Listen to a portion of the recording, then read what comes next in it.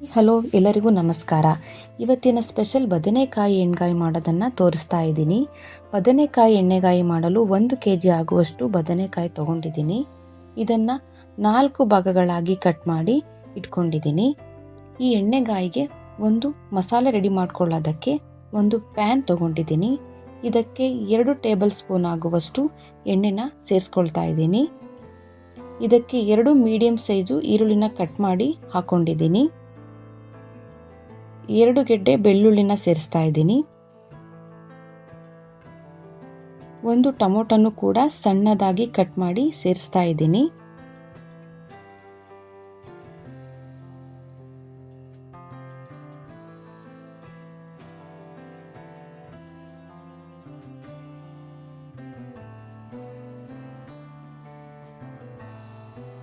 ನಂತರ ಖಾರಕ್ಕೆ ಹಸಿಮೆಣಸಿಕಾಯಿ ಸೇರಿಸ್ತಾ ಇದ್ದೀನಿ.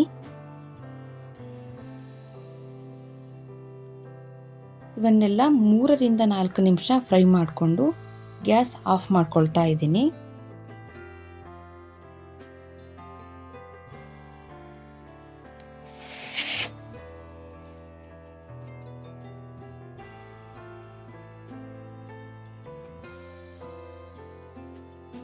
ನಂತರ ಒಂದು ಮಿಕ್ಸಿ ಜಾರ್ ತಗೊಂಡು ಅದಕ್ಕೆ 1 ಕಪ್ಪು ತೆಂಗಿನಕಾಯಿ,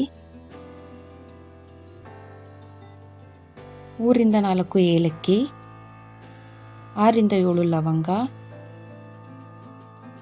2 ಇಂಚ್ ಆಗುವಷ್ಟು ಚಕ್ಕೆ ಹಾಕೊಳ್ತಾ ಇದ್ದೀನಿ.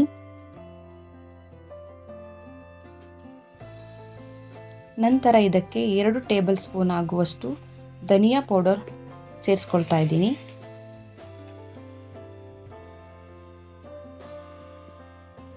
ಸ್ವಲ್ಪ ಶುಂಠಿ ಸೇರಿಸ್ಕೊಳ್ತಾ ಇದ್ದೀನಿ.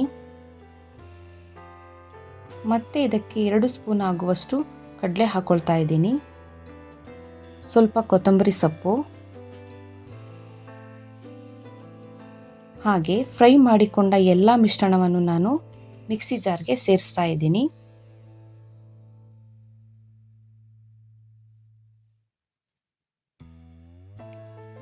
ನಂತರ ಸ್ವಲ್ಪ ನೀರು ಹಾಕ್ಕೊಂಡು ಇದನ್ನು ನುಣ್ಣಗೆ ರುಬ್ಬಿಟ್ಕೊಳ್ತಾ ಇದ್ದೀನಿ.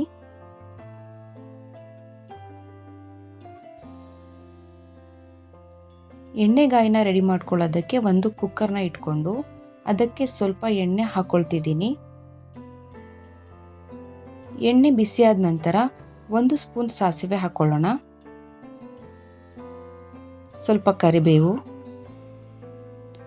1 ಟೊಮೊಟೊನ ಹಾಕ್ಕೊಂಡು ಚೆನ್ನಾಗಿ ಫ್ರೈ ಮಾಡ್ಕೊಳ್ತಾ ಇದ್ದೀನಿ.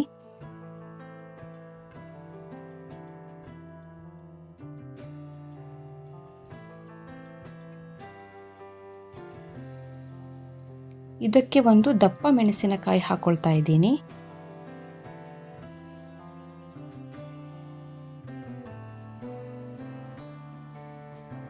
ಇದನ್ನು ಫ್ರೈ ಮಾಡಿಕೊಂಡು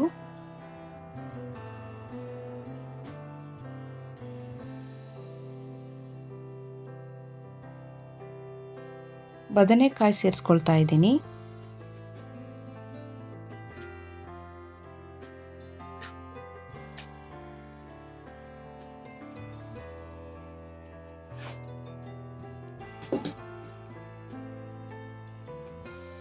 ಇದನ್ನು ಎಣ್ಣೆಯಲ್ಲಿ ಚೆನ್ನಾಗಿ ಫ್ರೈ ಮಾಡ್ಕೊಳ್ತಾ ಇದ್ದೀನಿ.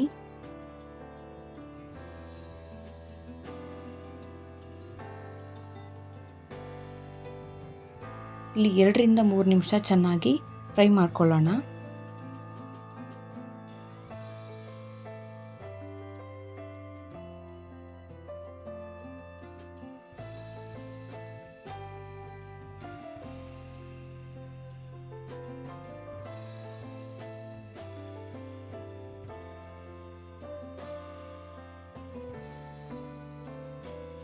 ಇದಕ್ಕೆ ಸ್ವಲ್ಪ ಉಪ್ಪನ್ನು ಸೇರಿಸ್ತಾ ಇದ್ದೀನಿ.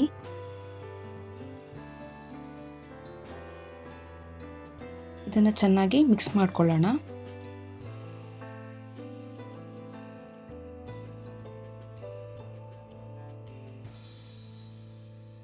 ಬದನೆಕಾಯಿ ಫ್ರೈ ಆದ ನಂತರ ರುಬ್ಬಿದ ಮಸಾಲೆನ ಹಾಕ್ಕೊಳ್ತಾ ಇದ್ದೀನಿ.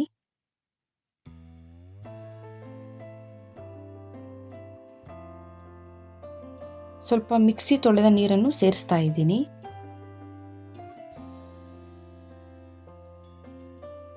ಇದನ್ನು ಚೆನ್ನಾಗಿ ಮಿಕ್ಸ್ ಮಾಡ್ಕೊಳ್ತಾ ಇದ್ದೀನಿ.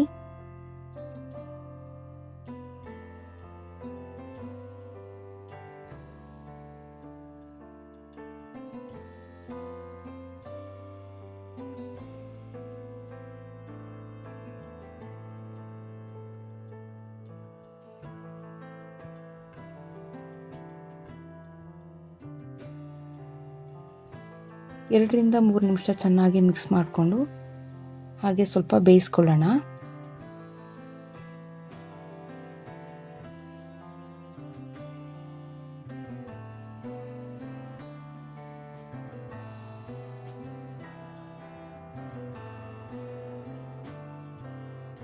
ಇವಾಗ ಕುಕ್ಕರ್ ಕ್ಯಾಪ್ ಹಾಕಿ 1 ವಿಷಲ್ ತೆಗಿಬೇಕು.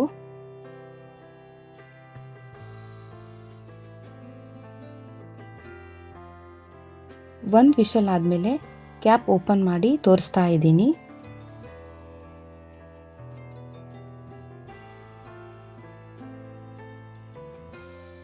ಸೂಪರ್ ಆಗಿ ಬದನೆಕಾಯಿ ಎಣ್ಗಾಯಿ ರೆಡಿಯಾಗಿದೆ. ಬದನೆಕಾಯಿ ಕೂಡ ಚೆನ್ನಾಗಿ ಬೆಂದಿದೆ.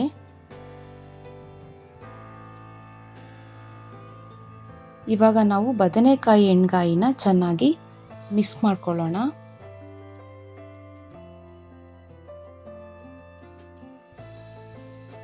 ರೆಡಿಯಾಗಿರುವ ಬದನೆಕಾಯಿ ಎಣ್ಗಾಯಿ ಪಲ್ಯನ ಅಕ್ಕಿ ರೊಟ್ಟಿ ಜೊತೆ ಸರ್ವ್ ಮಾಡಿ ತೋರಿಸ್ತಾ ಇದ್ದೀನಿ.